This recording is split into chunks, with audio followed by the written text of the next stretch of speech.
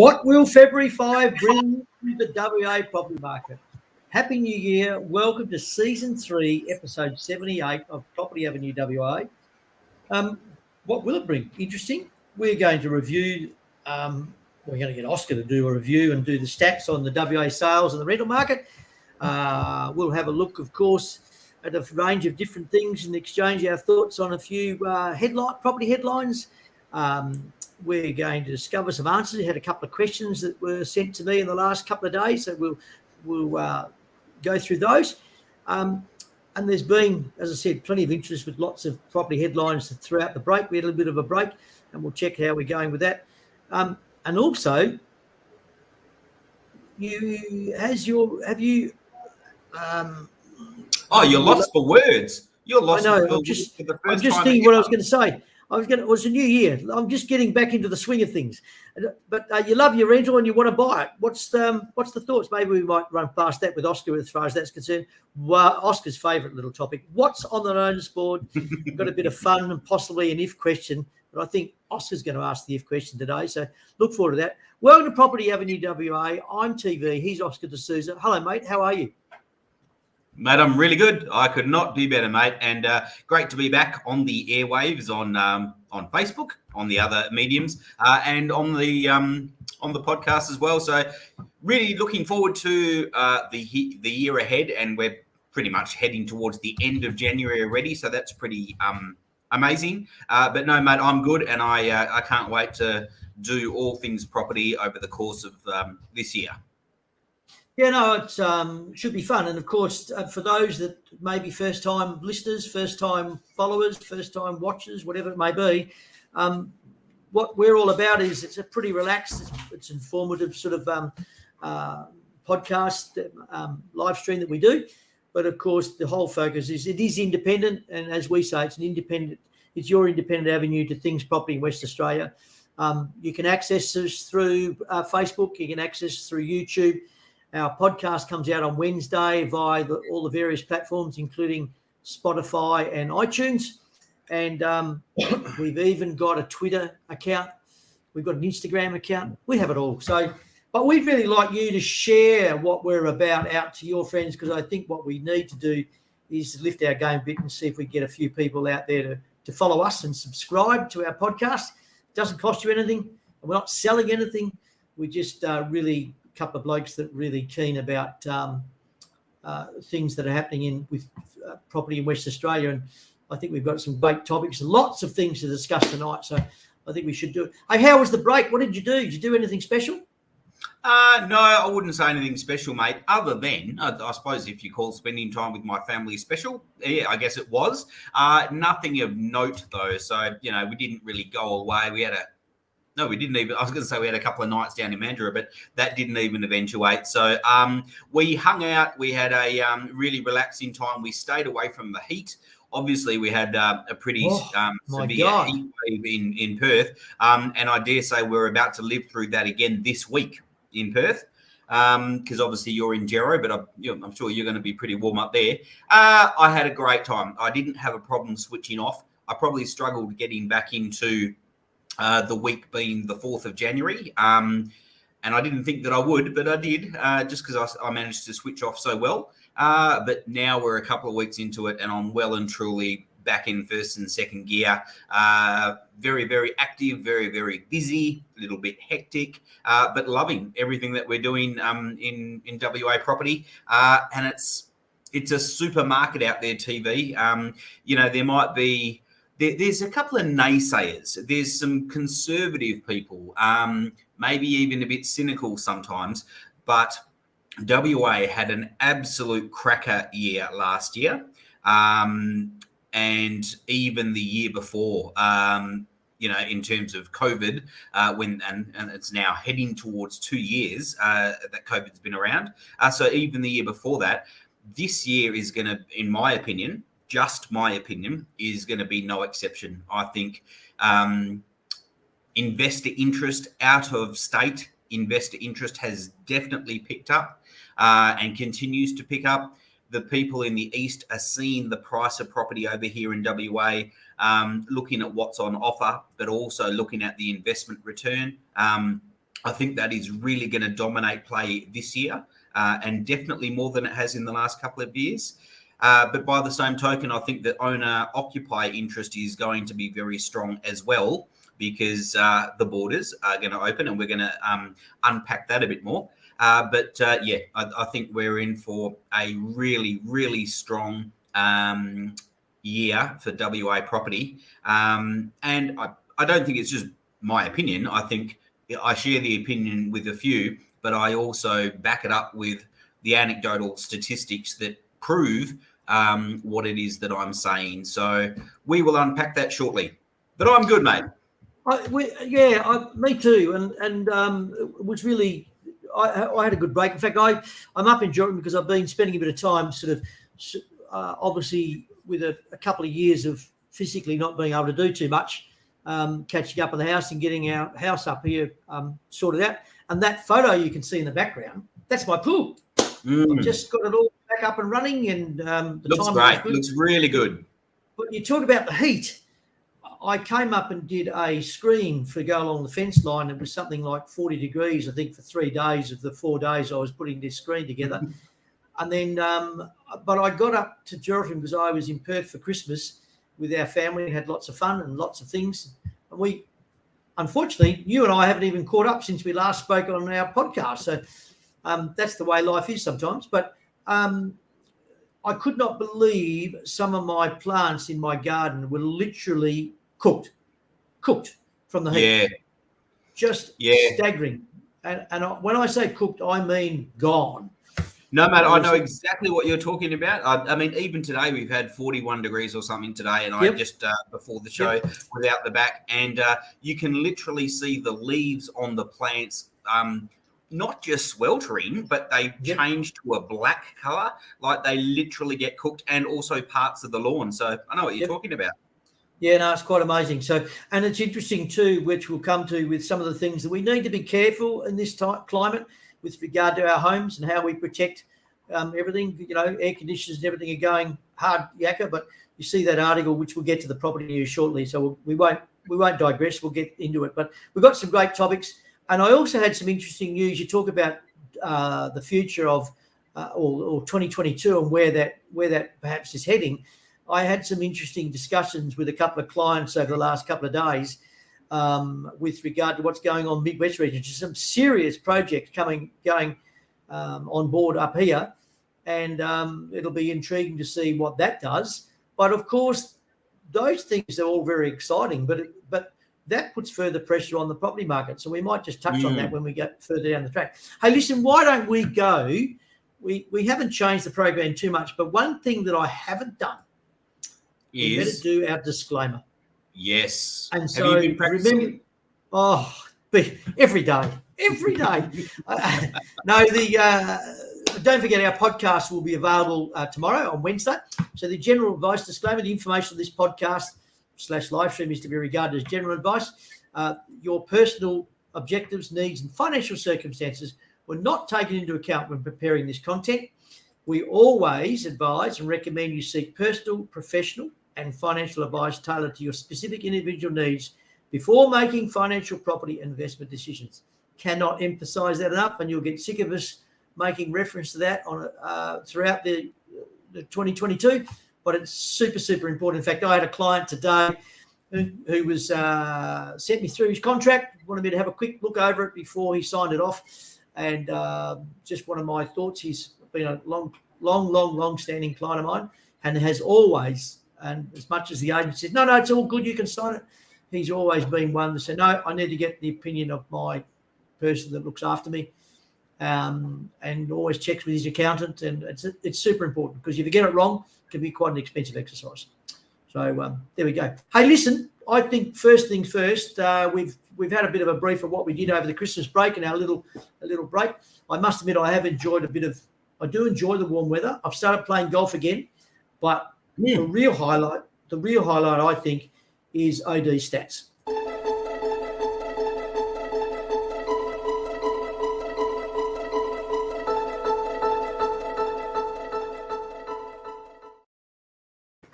I think this segment is probably the most popular of them all, I reckon.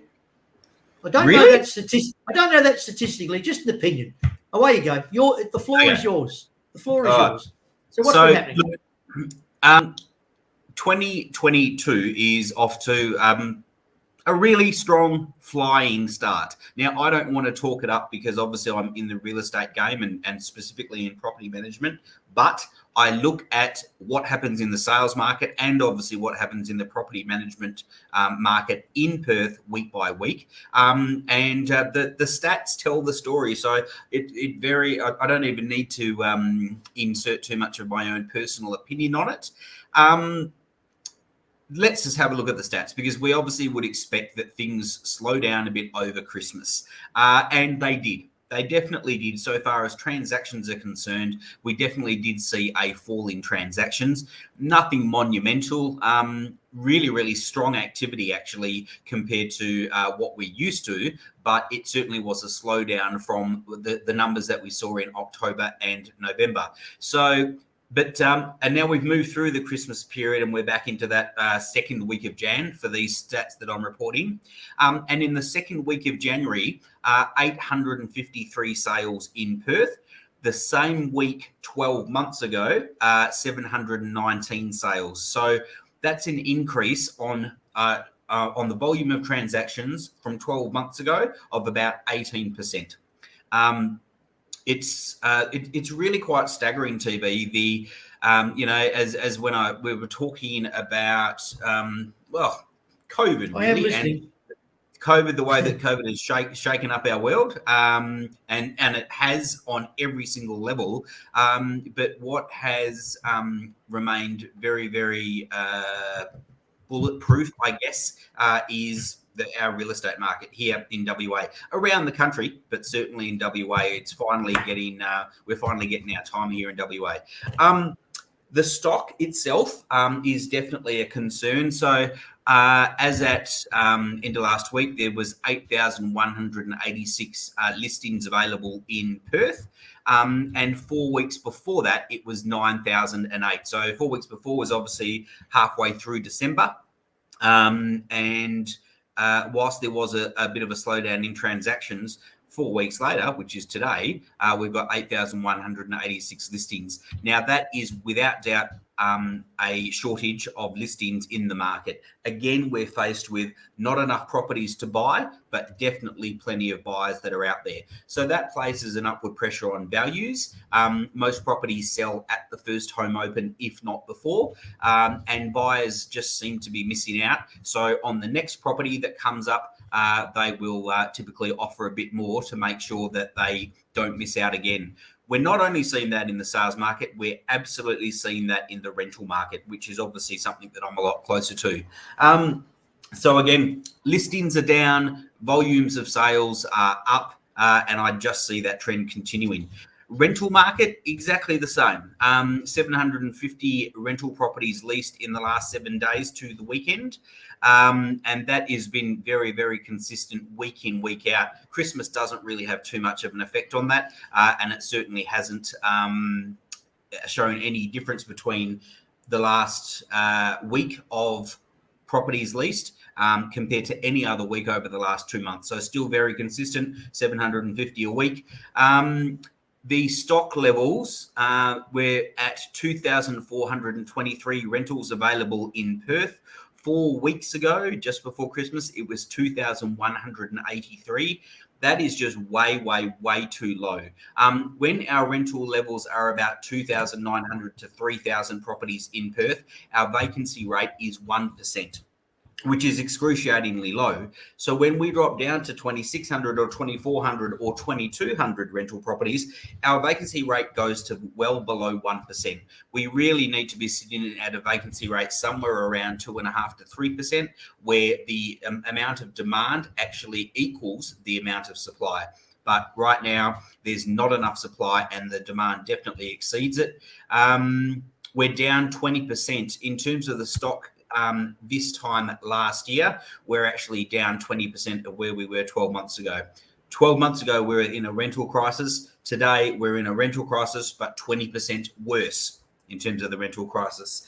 And TV, finally, before I don't want to talk too much more, Gero, we always check in on Gero to see how the rental market's going in Gero. And right now, as at today, if you want a property in Geraldton, there are 49 properties available throughout the whole of Geraldton. And for a population that is approaching 40,000 people, 50 homes to choose from in Geraldton, with all the things that are going on in Gero, like you mentioned, is not a lot of homes at all. So Geraldton and the Midwest is definitely in a rental crisis as well. One of the questions I sort of was going to ask is that, this time of the year, people are relocating, they've transferred with their job or whatever the case may be. That's obviously going to put enormous pressure on the property management world and the rental market. I'm guessing. It's always a busy time historically. What are you observing of that? Have you had time to have a look at that situation? I guess, well, yes, I have, because whilst I work in my own property management business, I still consult to a few other offices around the state.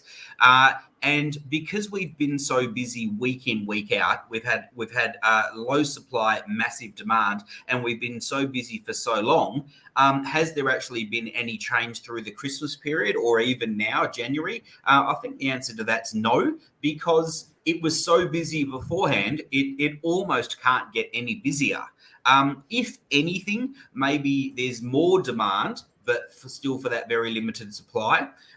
For example, I had 3 home opens on the weekend. One property generated 17 applications, really good quality applications. One property generated 11 applications and the other one generated 5 applications. So the first 2 properties were circa $600 a week each, and the third property was about $1,000 a week. So you'd expect applications to be a bit less in that higher price bracket. But TV, there's so many people that miss out on the properties that are available, and it's not because their applications have got anything wrong with them. The property can obviously only go to one party. So one thing that I would say though, we've obviously got the fast approaching February 5th supposed opening of our WA borders.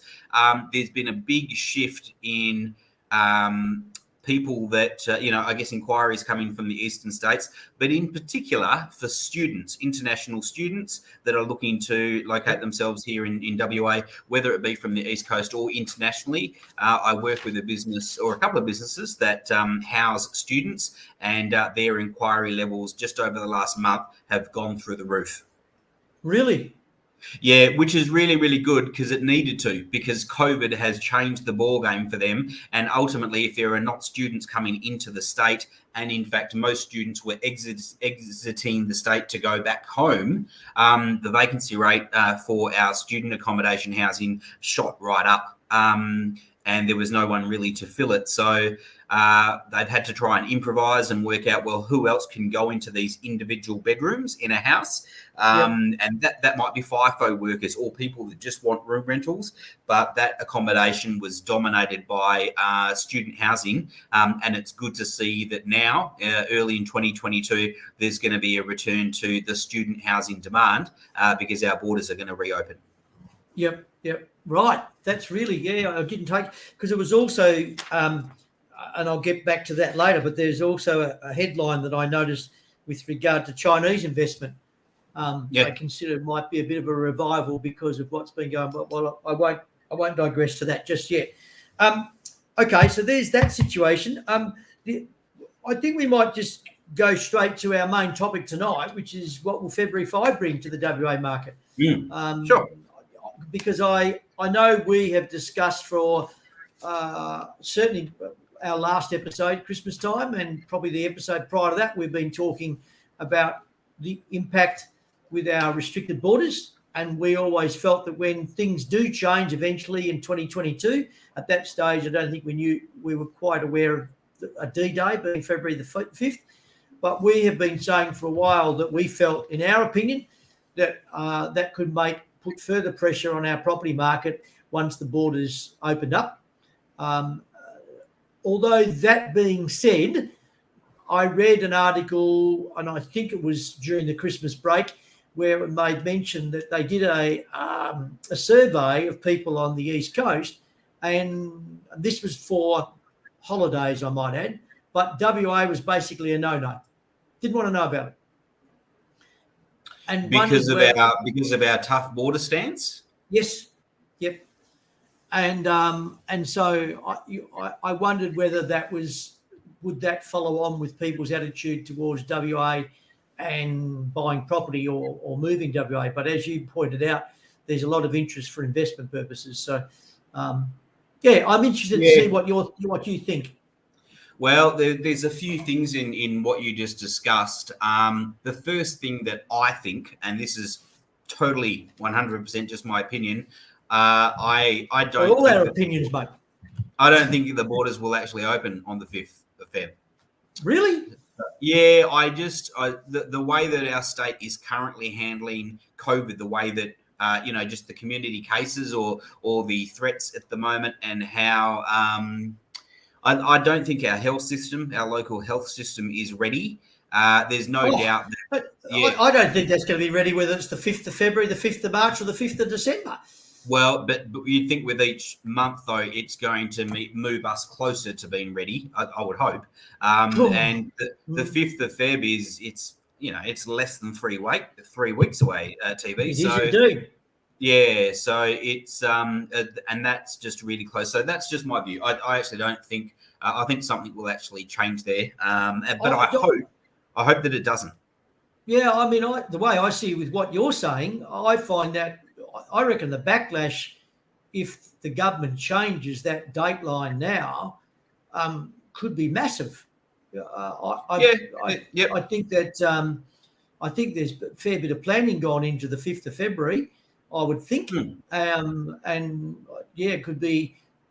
I think not only backlash, but it could cause further negativity with regard to WA. As I said, this article I read about Western Australia and people coming here for a holiday from the East Coast was basically, it was quite staggering, the statistics. Yeah, I can understand that. So just yeah, I know, but what I'm saying is, if we keep the attitude for this was because the government kept on changing the rules, right, midstream. Yeah, that's right.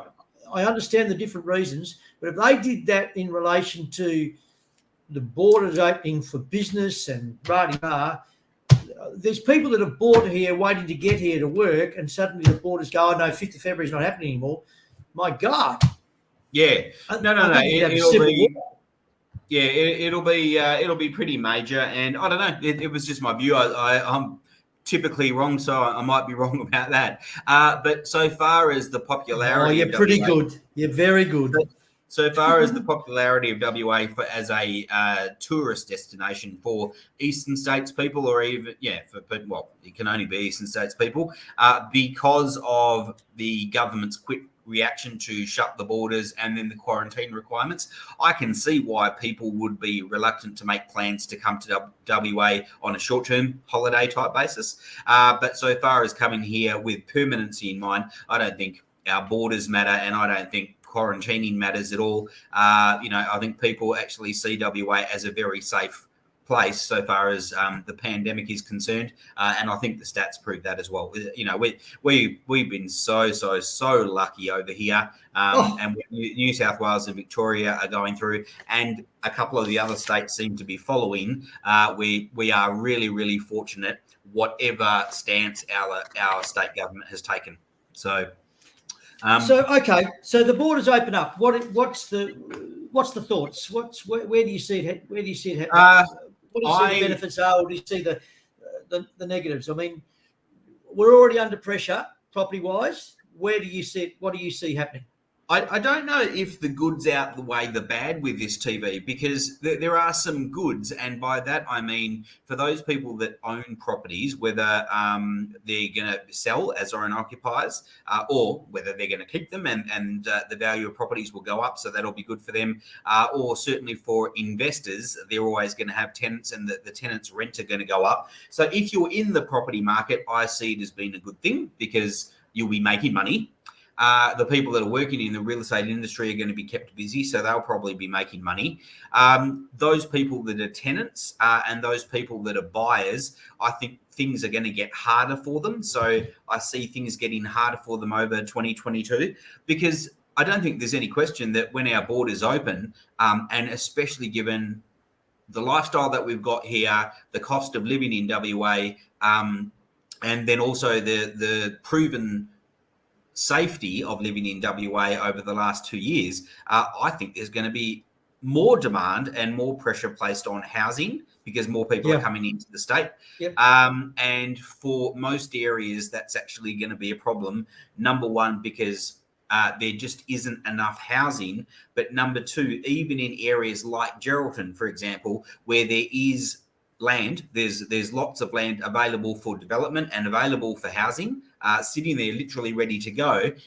There's a problem with getting people to build the homes. So you've got builders, you've got trades, and you've got supply of materials. So I actually think it's probably going to cause more problems and create more mini crises than the one big positive of having more people, and that's going to be more money circulating through the economy. Sorry, another positive also is that we've got a lot of jobs available here in WA in most sectors, whether it be hospitality or retail, mining, like most sectors, and to have people coming in to fill those positions, I think will actually obviously be a good thing for our local workforce.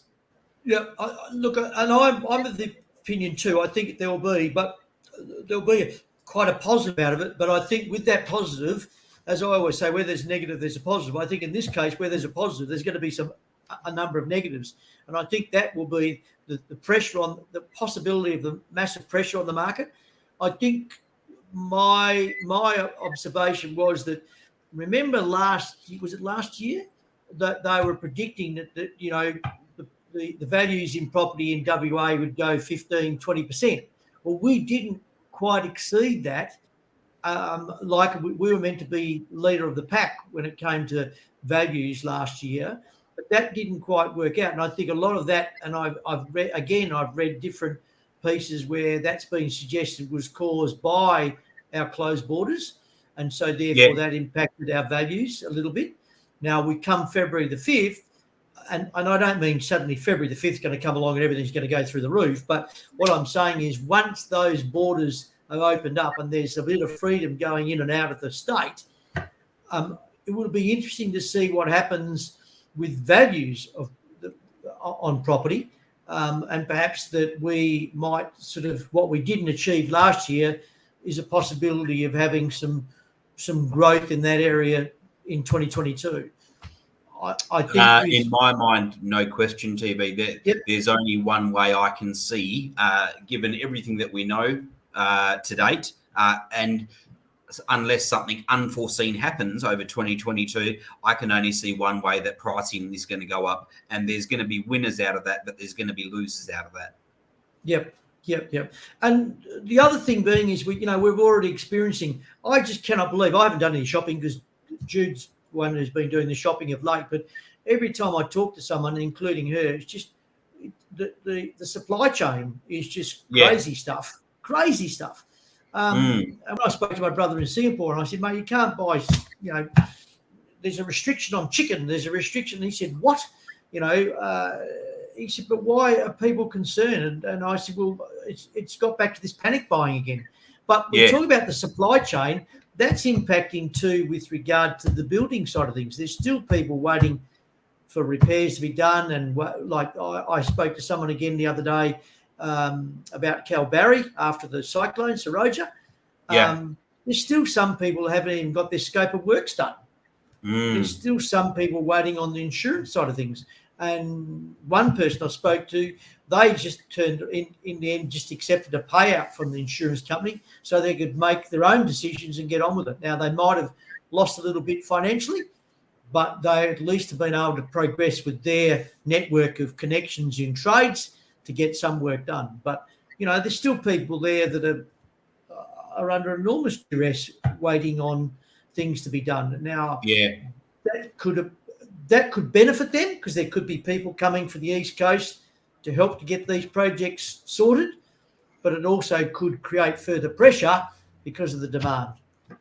Yeah. I think the big wild card is going to be, and honestly, mate, it really is days away, how, and I haven't seen anything yet. And I don't know, maybe there's going to be some a Today program or a 7:30 report program or something available that I can sit down and watch, which actually unpacks some of this stuff a bit so far as our health system is concerned.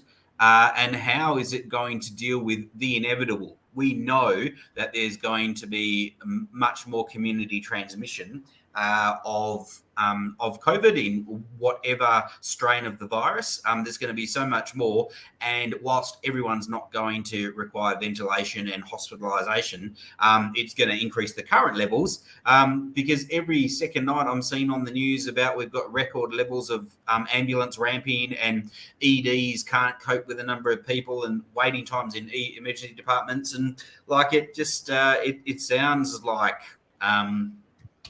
well, it sounds like there's no solution, and it's almost, you can write it today what the health system will look like in 4 weeks or in 8 weeks, unless I'm missing something, unless it really is not as bad. But I don't see any reason why the people that I'm listening to, like the president of the AMA and some of the local people in the medical world, they're really, really stressed about it. But the politicians don't seem to be. Yep. Yeah, it'll be interesting times. And I think the fact is it's not just February the 5th, but what that looks like as we progress through 2022. I think there's lots of positives, but there's also enormous demand. We already have a rental crisis. There could be further pressure on that situation. And with the old supply and demand, when there's the demand and not enough supply, prices go up. That's just economics. And where did I see? Was it a TV advert? They were advertising these little camp beds for the homeless that you can buy or donate or whatever. And it's it'll be watch this space, and I look forward to our podcast and our little show that we do throughout the year, and we'll certainly get some guests on and get their opinions and get their thoughts as things progress.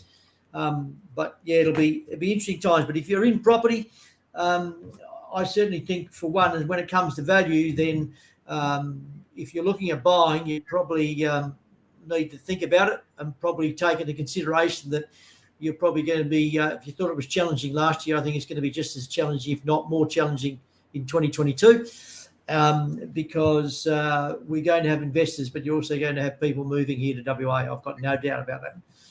You know what? One thing that we haven't really touched on too much is the fact that, and I've noted it here, and I'll just spend a quick minute talking about it. I've been fielding quite a few calls from investors, so people out of state that are wanting to buy in WA 100% for investment. So I've been talking to them. I know of a few other people with my experience or background that have also been doing the same. And there's a lot of calls coming in, not just from New South Wales and Victoria, but definitely from Brisbane and even from South Australia as well, wanting to buy investment properties here in WA.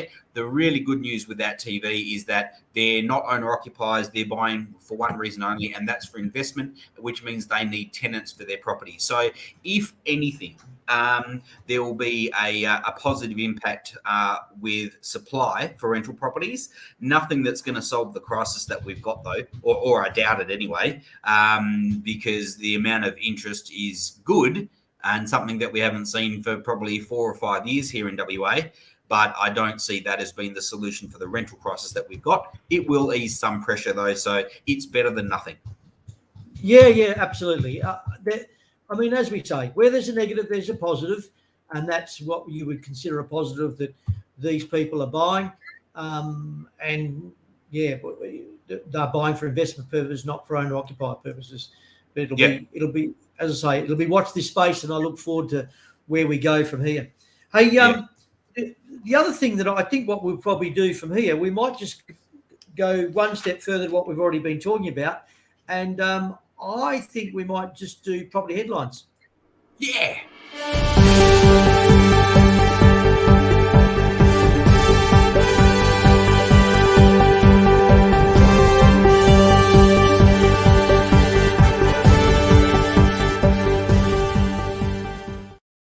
Oh, I love that. I love it. It's got a bit of bang about it. It's got a bit of bang Mate, about it.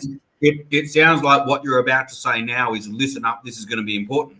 Hey, this is big. This is big. One of the articles I read recently was in the Australian newspaper, and it made mention about Chinese investment revival in Australia property is possible, mainly because of the fact that things have been happening in China that haven't been good in the property market, and in fact they're predicting a negative growth in 2022. And when it comes to Chinese, when they invest in property, when it comes to property, they like what Australia has to offer, and also the growth, and it's quick growth. It's quick growth.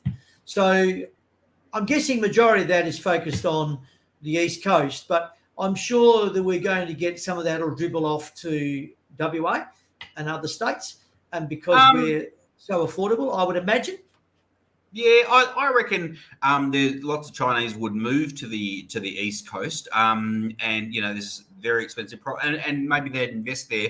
But I wouldn't discount the amount of Chinese investment in WA, not necessarily just for residential property, but they had a big push towards agricultural and farming properties. Yes. Over the last. Particularly the last 5 years, maybe even as much as 10 years. So because you can earn income from that land whilst you're waiting for it to appreciate in value. And there's lots of Chinese that come over here with big plans for not just doing a 40-lot residential subdivision. They want to build little towns and stuff that, and I saw something in the Geraldton media recently. The developer who I think might have gone broke or did something wrong with the investors' monies that he collected, but he wanted to. Singaporean. Singaporean, yeah. Yeah, and I think I discussed that. I think I made mention of that. In one of our episodes near the end of the year. Yeah. And that's like pretty much building a Disneyland on the fringe of. Together with like a residential housing estate, so they don't come with little triplex ideas. They think big, and they've got lots of money to invest as well. So I reckon there's quite a bit for them to invest here in WA. Yeah. I'm not discounting the investment at all, but it was just a headline that took some interest. The one that I really took an interest to, and particularly because of the fact that I get that question raised with me, and I get people coming to assist people putting private contracts together because the tenant is buying directly off the landlord. But the article was on an ABC News online, and it made love your rental and want to buy it. Is it a good idea? And I thought, I'll pick up on that one. So you're a property manager and you've been involved in real estate. What's your thoughts? Do you get that sort of question raised? Do you get the landlord coming to you and saying, "Hey, Oscar, I've got a tenant," or you got a tenant coming to you and saying, "Would the landlord be interested in selling?" Is that what's your thoughts? Not all that common. Not all that common. It's topical right now for me with one particular property, but it happened the other way where the landlord decided they were going to sell the property, and so I suggested to them that we should talk to the tenant. And then that resulted in a very good conversation that has basically resulted in the tenant buying the property from the landlord. But I would have thought, and maybe it will eventuate a lot more over the next 12 months, TV, where tenants who are living in a property, and let's face it, they get to know the property better than anyone, can negotiate maybe via an agent with the landlord to actually purchase the property that they're in, and that money that obviously they're paying in rent will then start contributing towards their own mortgage. So not so far as I'm aware in WA, nowhere near, just not popular at all. I'm sure it does happen, but I don't know why it's not more popular. I think that there'd be an avenue for a good way for tenants to get into the property market by purchasing the property that they're renting. Yeah, I suppose the situation being is that the question asked is, and I get that quite often, is how do we go about it? The tenant wants to buy my property. I'm happy to sell it. We've come to an agreement. They know the property. How do we go about it? My question is, I can help you. I'll draw up a contract if you've already negotiated what you're going to do. But for those that perhaps are in that situation and maybe you've got a friend or you've got a family member in that position, be it a tenant or be it the owner of a property, and that circumstance has arisen or that question has arisen, then the logical thing is to go to your property manager, I would imagine. Alternatively, go to your settlement agent or someone like myself or you, Oscar, who can help you and draw up the contract and make sure that all the I's are dotted and the T's are crossed. That's the important part. Once you've come to an agreement on price and the conditions that you want included, then find someone that can assist you in drawing that up. Don't just sort of hand over money and say, oh, well, I'm now buying that property. There is a legal process, and you want to protect the landlord when he needs to protect himself, but so does the tenant.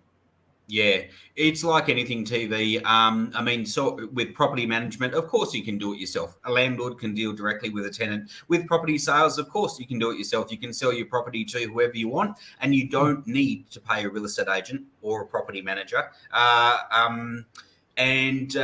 But like anything, if it's not your game, if it's not your thing, and if you're not educated in it, why would you, when you're talking about something so serious and obviously something expensive, why would you take the risk? Why would you not just pay someone a fee for the same reason that people still go to the doctor to talk to the doctor about what's going on with them? Yes, you can do Google Doctor and everyone's a pro, and some people might choose to go that way, or you can go and pay someone who is actually trained specifically in the area that you need some advice on. And of course you pay for it, but then you get proper qualified advice. So that's all we're suggesting over here. Don't talk to us, go and talk to anyone that you choose. Pay them a fee because they are experts in their field, and make sure that you get the advice that protects your best interests. Exactly. Spot on. The other headline, in fact, it was on 7 News, which I thought was quite prevalent considering the weather we're experiencing here in Western Australia, was that you see that the people that were charging their battery and the house went up in flames. Did you see that? It was on the news the other night. I think I did. What sort of battery were they charging? Oh, they had some lithium batteries. I don't know exactly what, but I do know the situation was that the place went up in flames. It was pretty scary. But what I did hear was an expert then came back and said it's a no-no and really should not be. I know I do it. I put my phone and my iPad and everything on charge overnight, and they're saying you shouldn't do that. And I've certainly been in a situation where I've picked up my phone or whatever it is done and got, gee, that's hot. Yeah. You know? And so if you're going to do it, you probably need to be careful. And if the battery's not charging, whatever it may be, then don't keep on trying to charge it. And I've been at fault doing that too, thinking, oh, well, you know, I'll just keep on charging it. It'll work eventually, and it doesn't work, and it just gets hot. So it's just it was an interesting news piece, and I thought, wow, I'm certainly at fault of doing that sort of thing. And I'm not suggesting that every time you charge your phone, it's going to go up in flames, but yeah. Yeah, well, you mentioned completely off topic, nothing to do with real estate whatsoever, but you mentioned the news and you mentioned the hot weather and then you mentioned fires. And I'm remembering a story that I saw a few nights ago, and this really gets me, TV. The volunteer firefighter who's been charged for allegedly being involved with 8 of the 13 local bushfires or whatever. Oh, no. Mate, that is... but that's not the first time. I'm sure a few years back there was a firefighter, volunteer firefighter, something similar. So, but when you think what's happened down at Margaret River, you know, we talk about where was it, Wirraloo last year, and again this year they had those issues again. And when I first saw that, I thought, oh, not again. And the issues down at Margaret River, down that way, I mean, just terrible. Yeah. It's and to think, allegedly, you know, the weather we're going through, and the people that you talk to that haven't.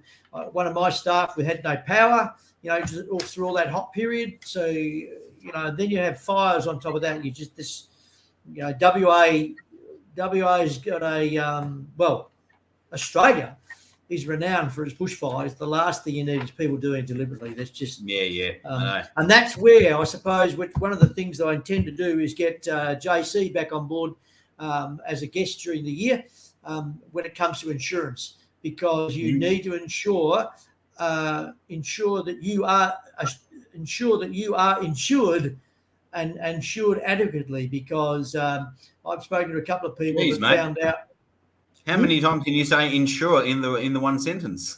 Yeah, I know. But I've spoken to a couple of people who have been underinsured, and it's really something that you should review every couple of years or so to make sure that you've got yourself covered, because there is none of us we fingers crossed it doesn't happen to us, but it's a pretty sad story, and we've seen and read plenty of them over the last 12 months or so. Hey, changing the pace, mate. Changing the pace. I'm starting to get a bit excited. I know what you're getting excited about. I think we should do your favourite. What is it? Tell me. You're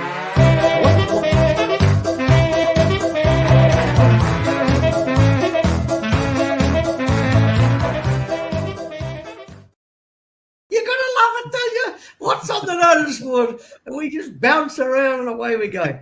Well, I can tell you that I know New Year's Day has been and gone, January the 1st, but not only was it New Year's Day because we didn't do a program, but I thought I'll take this on board. It was National Hangover Day, New Year's Day. I don't believe there is any integrity in you making up your national days for.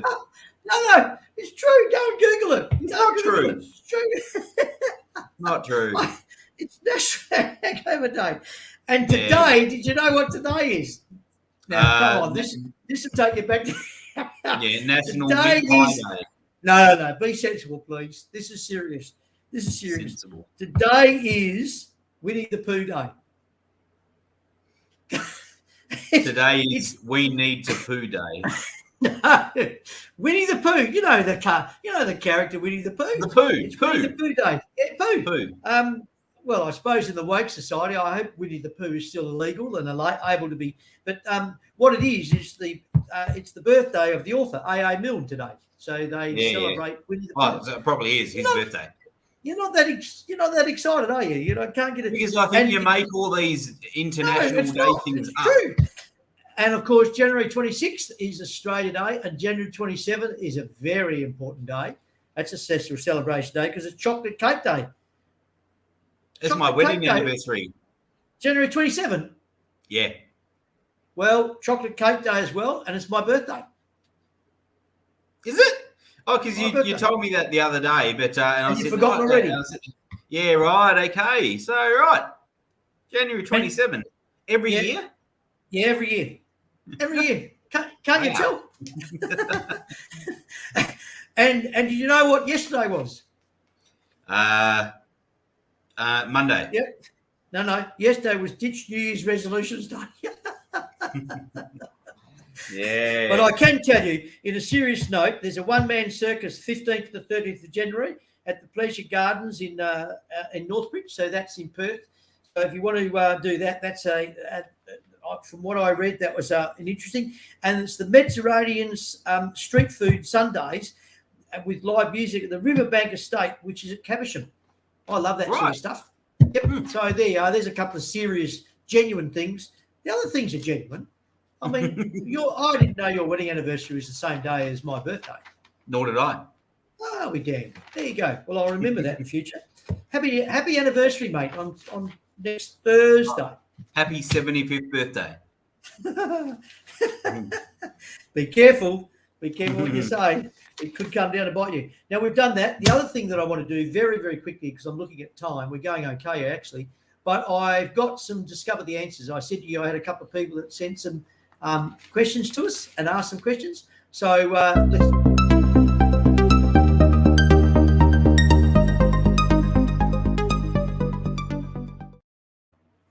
Ironically, I've had a couple of people ask me the same question. So this is Discover the Answers to your property questions. Hi, TV. Want to add my partner to a property I own. it is an investment property, and as she's not been the owner of a property before, will she qualify as a first home buyer for stamp duty and not pay duty? The answer to that, I will answer, is no. Unfortunately, when it comes to investment property, and it's not just, this is where people say, I just want to add a name to a title. It's not just adding a name to a title. You're transferring a share, and whether you're transferring a half share by way of having the property as joint tenants, or you're transferring a proportion, but you're transferring a share. So technically, you're releasing a share of your ownership to your partner. So if Oscar and I were going to, if I had a property and Oscar was going to be come on board as an owner of that, part owner of that property, I'm transferring a share. I'm not just adding Oscar's name to the property, and by doing that, it is still a transfer process, and stamp duty applies. If it's your wife or it's your de facto, stamp duty will apply because of investment property. And really the only time that you'll be exempt of stamp duty is if it's your residence and it's your place of living, and therefore, and I own the property and Oscar and I are married, and Oscar, I'm going to transfer the property into joint names with Oscar, then when I do that transfer, you will pay duty, but it's only what they call nominal duty, which is $20. So that's the only time. So if you get that, if you're looking at transferring a property and you go into your settlement agent or wherever it is you're going to discuss the matter with, when you're talking about adding a name, it's not just adding a name, you're actually transferring a share to a partner or a brother or a sister or a family member. But stamp duty will always apply. In fact, the only time that doesn't occur when it comes to exemption of stamp duty is rural property. If I'm transferring a farm to one of my sons or one of my daughters or whatever, a family member, then there's an exemption of stamp duty there. But those circumstances are a little bit different, and that there's a few qualifications in relation to that. But that's the situation. So in answer good to that explanation, question, mate. Good explanation. happy with that? Happy with that? Yeah. I also had a question asked of me about the tenancy of a property. What happened was I had someone ask me, so they were concerned that they were going to go and do their wills, and they wanted to know what who they need to see. And I said, you need to see a lawyer. And that's another thing. I'm going to get a lawyer on board to discuss wills and enduring power of attorneys, on top of a couple of other things that have come up that I think would be great little discussion points. But the question was about the tenancy of a property. And so what their question was that they wanted to, they were concerned about their wills and who they should see. So I directed them to a lawyer. But they also asked about the ownership of the property. Now, when the property is owned as joint tenants, then the property, even though your will might direct your assets going to your partner or your wife or your de facto or family members, if the property in the situation, again, I refer to Oscar and I, where we own the property jointly as joint tenants, and I being the much older one, pass away before Oscar does, that property, you wouldn't be upset, you'd be excited. That property would, no matter what my will says, that property would automatically transfer under the survivorship rule to Oscar. And so, yeah, he's excited. But however, if we own a property together as a tenants in common, then my half share, for example, if we owned it 50-50, now you can own a property as tenants in common 60-40, 70-30, whatever the case may be. But if we owned it 50-50, for example, as tenants in common, then my share, when I pass, my share would be transferred to the beneficiaries of my will, not to Oscar.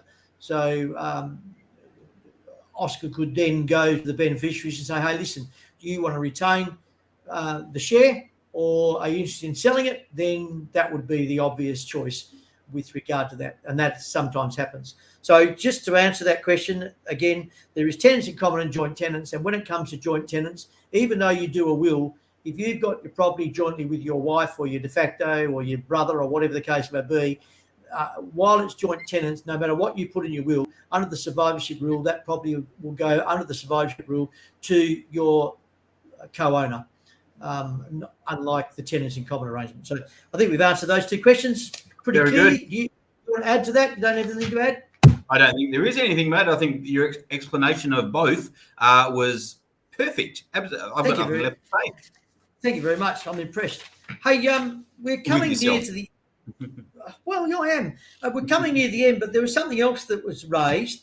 I saw, which I wrote down. The pace of capital gains has been easing in Perth due to slower conditions in Perth. And the fact being is that, which I think we've probably made mention of this, is it attributable to the disruption to interstate migration caused by extended closed state borders, which has then had a negative impact on housing demand? I'm not sure there's been a negative impact on housing demand, but it was just something I picked up and I thought, Can you repeat that? Why? What's the negative impact? Well, they've felt that I don't know where I actually got this from, but I wrote it down. The comment I made that I picked up on was, is it attributable to the disruption to interstate migration caused by extended closed state borders? Then it has then had a negative impact on housing demand, except Perth and Darwin, where all other capital cities have recorded low yields. So it was just interesting. They were suggesting that there's a negative impact on housing demand in WA, which I don't think there's been the case. No, I don't think you can actually say it would have been a negative impact, because the strong forces of housing demand in WA are so strong. What happened over there so far as the borders are concerned is almost insignificant, because the demand is so strong with or without the borders. Yep, I agree. So the other thing being, which we'll touch on later on, but the federal election year, home ownership and housing affordability are likely to be hot topics with the major parties. It'd be interesting to see where that goes over the next coming months, weeks. Yeah. Is there an election timeframe? I think May. That hasn't been announced, but I think they're predicting May. Yeah, right. So no interest, mate. Watch this space. Watch this space. Okay. I think last but not least, very important.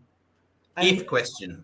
Instead of me doing it this week, this episode, I think it's your turn. So I'm leaving this one to you.